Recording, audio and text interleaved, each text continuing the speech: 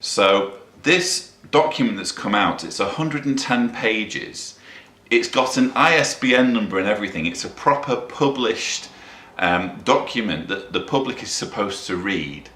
And on page 77, I'm going to read to you response of the Jehovah's Witness organization to the sexual abuse of children. It says, having regard to the various matters we have discussed in this report, we have reached a number of general conclusions on the Jehovah's Witness organization's response to the sexual abuse of children.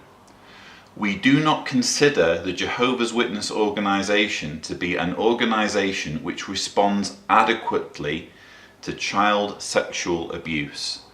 We do not believe that children are adequately protected from the risk of sexual abuse for the following reasons. The organization relies on outdated policies and practices to respond to allegations of child sexual abuse.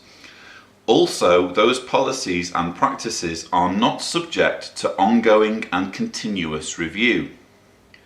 The policies and practices are, by and large, wholly inappropriate and unsuitable for application in cases of child sexual abuse. The organization's retention and continued application of policies such as the two-witness rule in cases of child sexual abuse shows a serious lack of understanding of the nature of child sexual abuse. The organization's internal disciplinary system for addressing complaints of child sexual abuse is not child or survivor focused, in that it is presided over by males and offers the survivor little or no choice about how their complaint is addressed.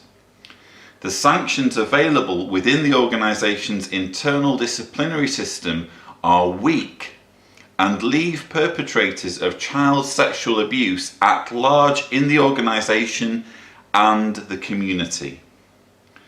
In deciding the sanctions to impose and or precautions to take in relation to a known or suspected perpetrator, the organization has inadequate regard to the risk that that perpetrator might reoffend. This demonstrates a serious lack of understanding of the nature and impact of child sexual abuse.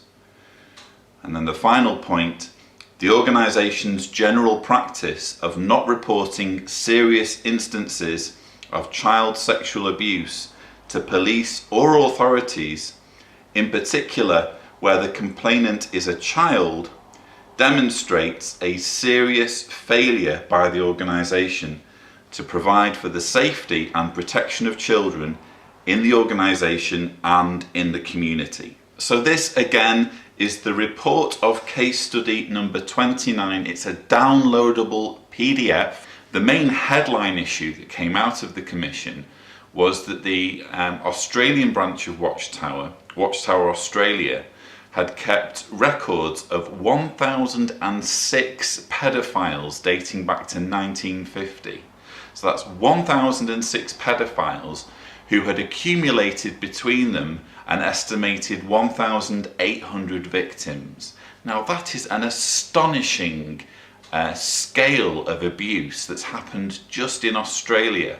And as I discussed on my child abuse documentary, I'll put a link here if you've not seen that yet. As I explained in that documentary, if you were to extrapolate those figures for Australia to other countries, the scale of abuse, we're talking about tens of thousands of victims.